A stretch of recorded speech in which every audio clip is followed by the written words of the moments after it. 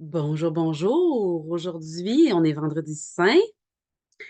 On va donc prier avec le texte de dimanche, du dimanche de Pâques. Il y avait plusieurs choix.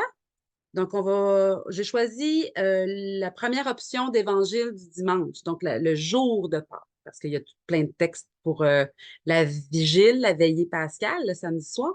Donc, on va prendre le texte de Saint Jean l'Évangéliste, donc Jean 20, les versets 1 à 9. Jean 20, les versets 1 à 9. Comme d'habitude, on va s'intérioriser pour être disposé. Dieu se donne, s'offre, nous éclaire tout le temps, mais c'est à nous de nous ouvrir, de nous disposer, d'accueillir cet amour, cette lumière, cette présence. On va juste disposer. Notre humanité est très affairée dans tout ce qu'il y a à faire. Notre humanité, et c'est bon. Et nos yeux, nos sens se laissent distraire par la beauté de la vie, et c'est merveilleux. Mais quand on veut être plus présent à Dieu, Dieu chuchote, il est discret, il ne défonce jamais de porte. Il attend que les portes s'ouvrent, donc ouvrons nos portes. Pour ça, ben, je vous suggère de fermer les yeux, d'ouvrir les mains, surtout d'ouvrir notre cœur. Une image qui me vient spontanément maintenant, c'est comme de se laisser glisser, hein, un toboggan, une glissade, quand on est petit, là. On se laisse glisser jusqu'au fond de notre cœur pour aller s'installer là où c'est le roc, aller s'installer au fond, là où c'est solide, solide, solide, là où notre identité est pure, là où notre cœur d'enfant respire à plein poumon, là où notre joie de vivre réside dans le fond de notre âme. Ensuite, on va prendre un petit moment de silence après la lecture de l'Évangile. Ensuite, je vais vous faire ma petite homélie. C'est parti pour la glissade en profondeur. Au nom du Père, du Fils et du Saint-Esprit. Amen.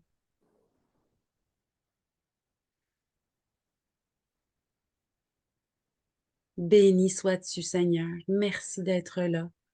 Merci de nous attirer à toi. Viens séduire nos cœurs, de désirer ta présence.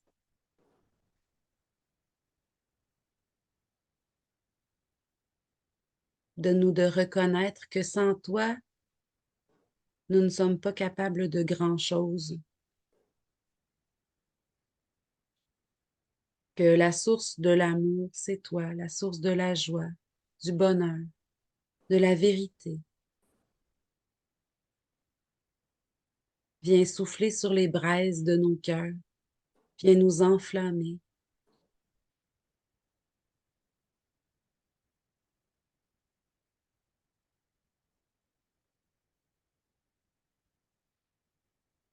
Donne-nous de reconnaître que tu habites en nous. Viens prendre plus de place en nous, dans nos pensées, dans notre volonté, dans nos désirs, dans nos ambitions, dans nos projets, dans nos réflexions. Inspire-nous, sois l'inspiration créative qui nous donne de choisir d'aimer, de choisir de bénir, de choisir d'être bienveillant.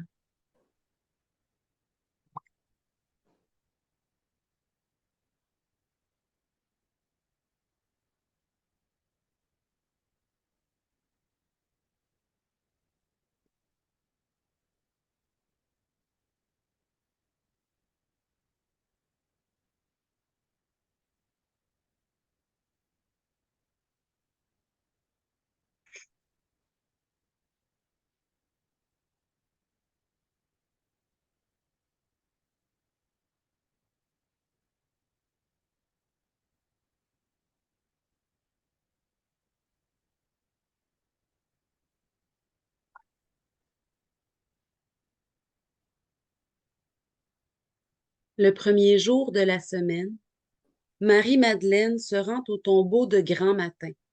C'était encore les ténèbres.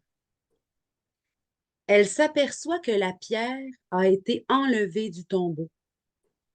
Elle court donc trouver Simon-Pierre et l'autre disciple, celui que Jésus aimait, et elle leur dit, on a enlevé le Seigneur de son tombeau et nous ne savons pas où on l'a déposé. Pierre partit donc avec l'autre disciple pour se rendre au tombeau. Ils couraient tous les deux ensemble, mais l'autre disciple courut plus vite que Pierre et arriva le premier au tombeau. En se penchant, il s'aperçoit que les linges sont posés à plat. Cependant, il n'entre pas. Simon-Pierre, qui le suivait, arrive à son tour. Il entre dans le tombeau. Il aperçoit les linges posés à plat ainsi que le suaire qui avait entouré la tête de Jésus, non pas posé avec les linges, mais roulé à part à sa place.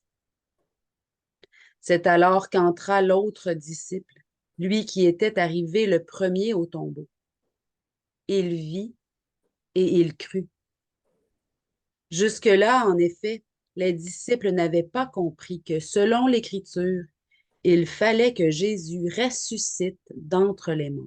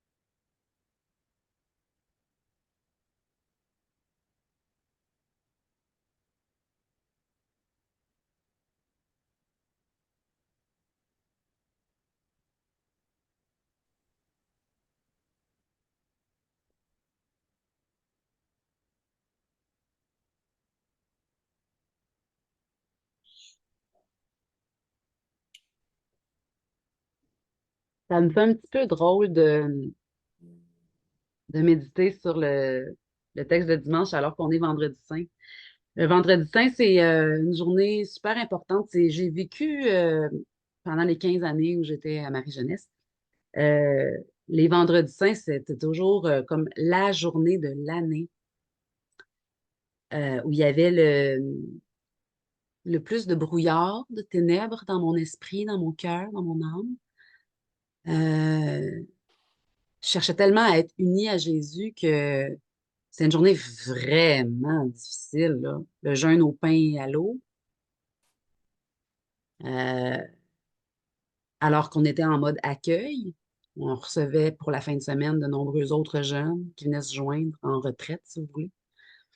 Donc, on était en mode accueil alors qu'on essayait nous-mêmes de jeûner, puis c'était intense. C'était très, très, très intense. J'ai vécu là des grandes, grandes grâces parce que quand on jeûne intensément, puis qu'en plus, on se démène plus que d'habitude physiquement, reste que le cerveau manquant de sucre, il se produit toutes sortes de mystérieux mystères qui, dont le Seigneur se sert, je pense. Le Seigneur se sert de tout. Tout concourt au bien de ceux qui aiment Dieu, dit Saint Paul. Et, euh, et donc, aujourd'hui, c'est la première fois qu'on vit avec la communauté Une vie qui rayonne, un vendredi saint comme ça, avec les Zooms du vendredi. Puis ça me fait tout drôle parce que c'est comme si le Seigneur venait dire, le plus important, c'est la résurrection. C'est la victoire qui est déjà obtenue. Le plus important, quand on souffre, c'est de déployer nos ailes comme l'aigle et de prendre de la hauteur pour se rappeler qu'au-dessus des nuages, il y a le soleil. Pour se rappeler que la victoire est déjà obtenue. Et c'est difficile. Jésus, sur la croix, il a dit, Père, pourquoi m'as-tu abandonné? Fait que le sentiment de détresse absolue, Jésus, il a goûté. Jésus, il a goûté. Il ne nous laisse pas seuls avec ça. Puis c'est normal qu'on y goûte, nous autres aussi, là. C'est qu'on se sente seul ou désemparé ou dans la détresse ou dans le. Puis c'est là que c'est important de côtoyer des gens qui l'ont, l'espérance, puis qui ne sont pas dans la souffrance en même temps que nous autres, puis qui peuvent nous le rappeler. Courage, mon ami, ça va finir par passer. Courage, mon ami, la victoire est déjà là. Donc, c'est comme si Jésus venait me dire, euh, c'est ça, le plus important, c'est la résurrection. C'est de se rappeler, là, on l'a, la victoire, là, en Jésus. Merci, Seigneur, de manifester ta victoire dans tel combat, dans telle difficulté. Manifeste ta résurrection, Seigneur. La liturgie, ça revient tous les ans, là. Certains textes, certaines fêtes, certains Pâques, Noël. Et c'est pas une commémoration. C'est pas une commémoration. C'est c'est effectif.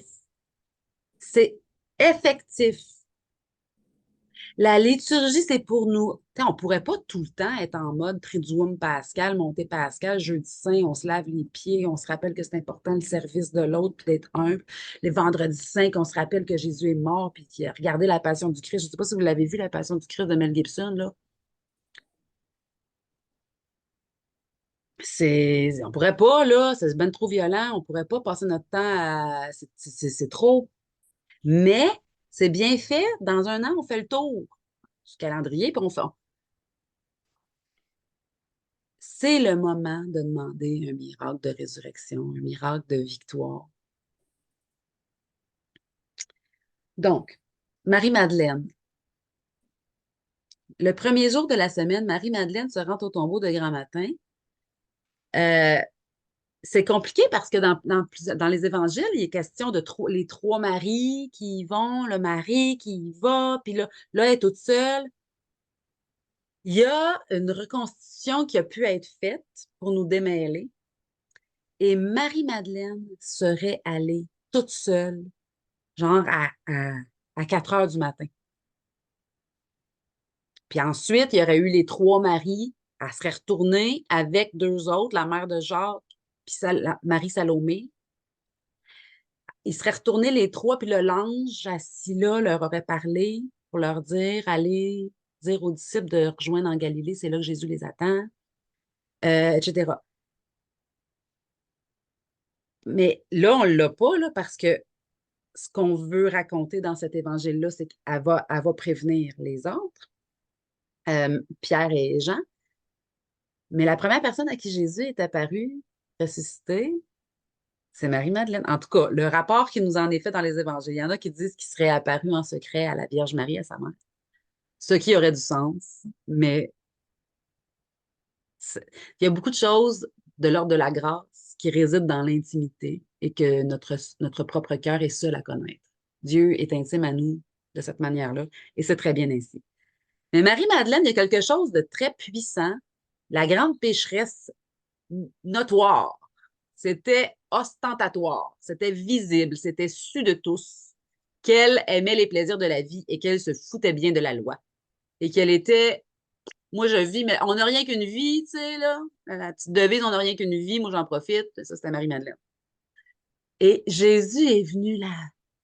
Elle était tannée de sa vie de pécheresse. Euh, mais elle ne savait pas trop. Elle n'était pas consciente tout à fait que ça lui causait autant de tort. Et Jésus est venu la sauver par avance.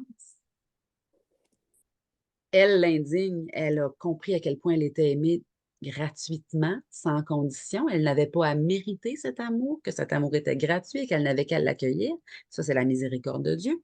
C'est ça son amour pour chacun de nous. Et c'est elle qu'il va choisir pour envoyer par proclamer la Hey, le tombeau il est vide, là. On est le matin, on est le sabbat, là. On bouge. Venez voir. Elle est et ça peut être une allégorie, une comparaison avec notre cœur. Là où j'ai ma faille, là où je me dis, voyons, tel défaut, je voudrais bien m'en débarrasser, mais Colin, je suis pas capable. Telle faille, telle faiblesse, telle fragilité, tel péché, telle blessure aussi, que je ne suis pas nécessairement responsable, tel affront que j'ai subi, euh, c'est par là que la grâce de Dieu. Ce qui est indigne, ce qui est pauvre, faible, fragile, indigne, c'est par là que la lumière. Notre faille, c'est ce qui laisse passer la lumière. Ça prend une faille. C'est par là que la grâce peut passer pour. Parce que, c'est qui a dit ça? Je ne sais plus. Je pense que c'est Jean-Paul II. Oui, c'est Jean-Paul II. De nos jours, on écoute bien plus volontiers les témoins que les maîtres. Et si on écoute les maîtres, c'est parce qu'ils sont d'abord des témoins. Il faut l'avoir laissé passer en dedans de nous pour témoigner. C'est ça qui parle plus que les beaux grands discours. Et Madeleine, c'était ça. Madeleine était porteuse de l'amour de Dieu parce qu'elle l'avait accueilli jusque dans son yark. Jusque dans son yark. Yark. Dieu vient là. Et puis c'est explicite, là. C'était encore les ténèbres. C'était encore les ténèbres. Elle s'aperçoit que la pierre a été enlevée du tombeau. Et c'était énorme, la pierre, là. Tu ne fais pas ça tout seul, tu n'enlèves pas ça tout seul. Puis ça, une petite anecdote, euh, ailleurs, dans l'Évangile, il est dit, à partir de ce moment, le Sanhédrin, puis tout ça, ils ont dit, ils ont payé les gardes qui avaient été embrouillés dans un sommeil mystérieux. Vous direz que ses disciples sont venus dans la nuit pendant que nous dormions et ils ont volé le corps de ce Jésus. Voilà ce que vous direz. Il y a toujours moyen. Albert Einstein a dit, il y a deux façons de voir la vie. La première, comme si tout était un miracle, un don, un cadeau, une merveille. Et comme si rien n'était un miracle, comme si tout était un dû, puis un acquis, quelque chose d'ordinaire. Il y a toujours deux façons de dire, ouais, mais là, il aurait pu. Oui, oui, il aurait pu. Mais la foi, c'est parfois une question de décision. De, non, là, j'y crois, là. Je veux y croire, puis j'y crois. Seigneur, t'es ressuscité. C'est pas un concours de circonstances qui se passe là dans ma vie. Manifeste ta lumière. manifeste ta puissance. Pierre et Jean, c'est magnifique parce que il n'aurait pas été obligé. C'est Jean qui écrit. C'est Jean qui écrit, là, qui dit celui que Jésus aimait. C'est quoi ça? C'était son intime, son pote, son meilleur ami. C'était son. À chaque fois qu'il est question d'en choisir que quelques-uns, Jean en fait partie. À Transfiguration, au Jardin des Oliviers, jeudi, hier, au Jardin des Oliviers. Pierre, Jacques et Jean, puis là, ils s'endorment, puis là, 3 fois, veillez et priez avec moi, moi, je suis dans la souffrance. Ils se rendorment encore. Puis Pierre et Jean, on peut les représenter. Pierre, ce serait l'institution, l'Église. Un peu la représentation de euh, la tradition. La tradition, on dit que Pierre, c'est le premier pape, c'est le premier chef de l'Église. Quand on n'était pas trop sûr d'une décision à prendre, quand on en était sûr, c'est très bien, on y allait. Mais quand on n'était pas trop sûr à l'époque des premiers disciples, après la résurrection de Jésus, puis après son ascension, quand Jésus n'était plus là, c'est Saint-Pierre qui faisait comme office. Qu'est-ce qu'on fait, Saint-Pierre? Puis là, lui, il ne décidait pas tout seul, il s'entourait de d'autres qui étaient là depuis le début, là, tu sais, de d'autres qui avaient connu Jésus. Il s'entourait de. Puis c'était comme Pierre, il avait comme le dernier mot. Un peu comme dans l'Église catholique aujourd'hui, bon, l'autorité de l'Église.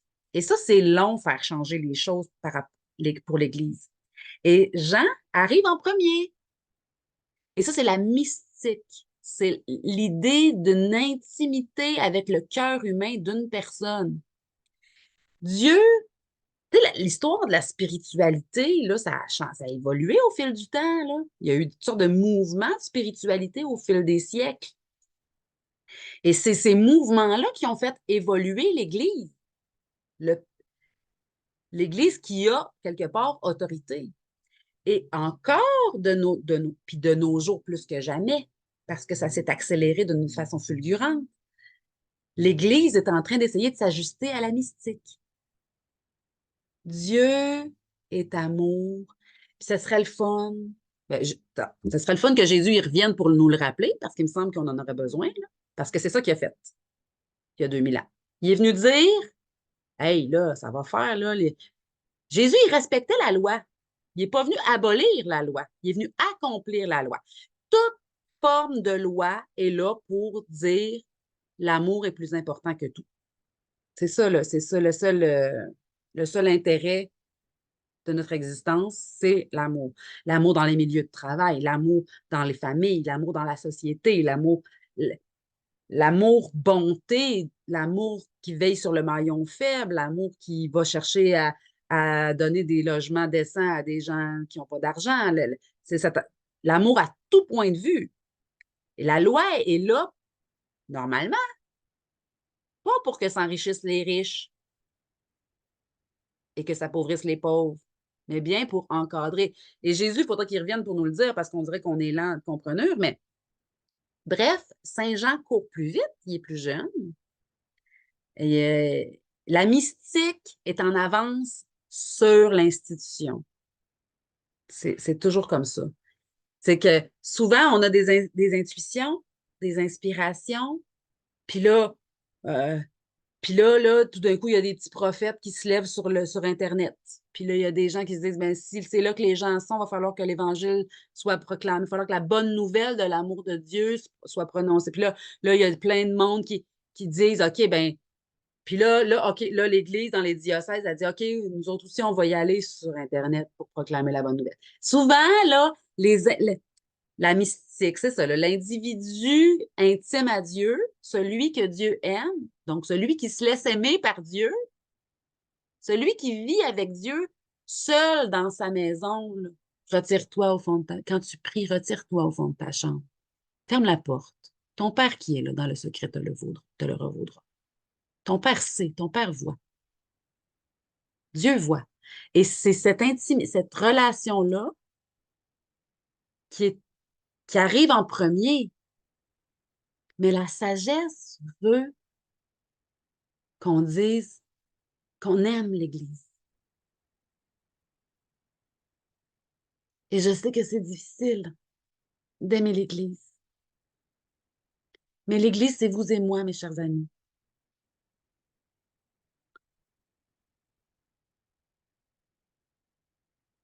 On a un devoir d'amour.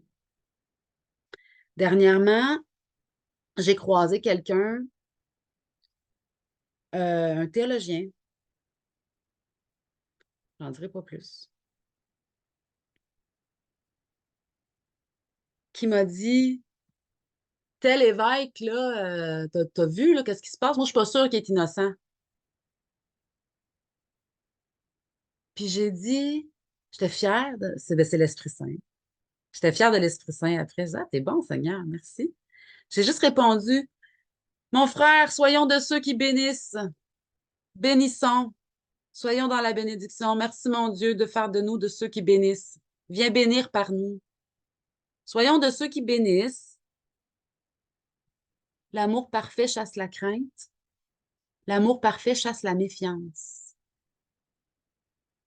Des fois, on a été échaudé, puis après ça, on a le goût de se méfier pour ne pas être blessé à nouveau. C'est normal, c'est naturel.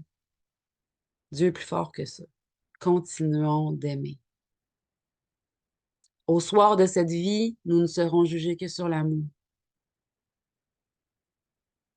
Je sais que c'est difficile, là, mais en ce vendredi saint qui nous prépare à ce dimanche de Pâques, je pense que c'est le bon moment pour accueillir en soi cet amour qui va faire une différence ensuite pour les autres. C'est à nous, mes frères et sœurs, d'arriver en premier. C'est nous autres qui courent plus vite, là. Soyons de ceux qui portent cette bonne nouvelle d'un amour qui dépasse les déceptions, qui dépasse la méfiance, qui dépasse hmm, l'humanité. C'est divin, cet amour qui dépasse les limites humaines. Puis pour ça, il faut se laisser aimer par Jésus. Se laisser aimer par Jésus. Puis par le Père, puis par l'Esprit Saint qui nous... Et je termine avec ça. Saint Jean, il se penche, puis là, il attend Pierre, il voit les linges. Qui c'est qui aurait laissé les linges là? Tu pars avec le corps, tu pars avec les linges, il me semble, là. Pourquoi les linges sont pliés à leur place? Puis là, il check Pierre, puis là, Pierre, il arrive, tout essoufflé, pauvre Pierre. Il rentre. Pierre, lui, OK, c'est là. On rentre. Puis là, Saint-Jean, il suit, il descend. Puis moi, je suppose, j'ai des frissons, hein. Il a goûté la résurrection. Aujourd'hui, le mot à la mode, c'est la vibe. Il a goûté à la vibe, à la vibration, à l'énergie. Il s'est laissé pénétrer par la grâce du moment de la... Ça y a rentré. Il vit et il crut. C'est pour ça qu'il faut aller voir, mes chers amis. Faut y aller dedans. Puis beaucoup d'entre vous faites l'agapé avec Francine et Serge. Pas tout le monde, mais tu sais, des fois, il faut aller là où ça a fait mal, là où il y a eu un corps mort. Pas toujours le goût d'aller là, là. Mais parfois, j'entre là où je n'entre pas. Il faut aller là où ça a fait mal pour accueillir là où ça a fait mal, la lumière qui va toujours avec l'amour. Amour et vérité se rencontrent. La vérité, si elle vient toute seule, c'est pas bon. Vérité et amour, hein? Amour et vérité se rencontrent. Justice et paix s'embrassent. C'est alors que la guérison, la résurrection peut venir. Fait que des fois, puis le vendredi saint, c'est le moment idéal. Parce que si moindrement qu'on fait des petits sacrifices, qu'on boit un café de moins, qu'on mange un petit peu moins peut-être, qu'on ne prend pas de notre verre de vin, moindrement qu'on se prive ou qu'on fait un petit sacrifice, là, Seigneur, toi, t'as pas pris de douche là, le vendredi saint, là. Il a été arrêté dans la nuit du jeudi au vendredi, là, lui, là. Puis là, on lui a craché dessus, puis là, humilié, intimidé, frappé, à mort. Il aurait pu mourir à cause de la flagellation. La couronnée d'épines. Fait que, tu sais, de se priver d'un petit quelque chose, là, d'un petit luxe d'aujourd'hui pour dire, hey, mais l'affaire, c'est que quand on se prive de quelque chose, nos impatiences peuvent revenir à la surface parce qu'on n'a pas comme les petites consolations pour ap- adoucir notre tempérament ou adoucir notre défaut. Fait que notre défaut, comme il est comme un peu plus apparent. Des fois, les autres vont dire, non, non, c'est pas si pire, Geneviève. Oui, oui, moi, je le sais que je travaille fort parce que j'ai pas ma petite consolation d'habitude. Et c'est là. Ouais, Seigneur, je suis rendue là par rapport à mon impatience ou à mon orgueil ou à, euh, nommons-les, là, nos travers. Je suis rendue là, Seigneur. Voilà la vérité. Viens m'aimer là-dedans. J'accueille que je suis aimée même si je suis comme ça. Toi, viens faire le miracle. Parce que souvent, rendu à nos âges, là, si ça n'a pas changé jusqu'à aujourd'hui, là, Dieu est capable, lui. C'est lui qui est capable. C'est lui qui est fort. Lorsque je suis faible, c'est alors que je suis fort, dit Saint Paul. C'est ce que je nous souhaite.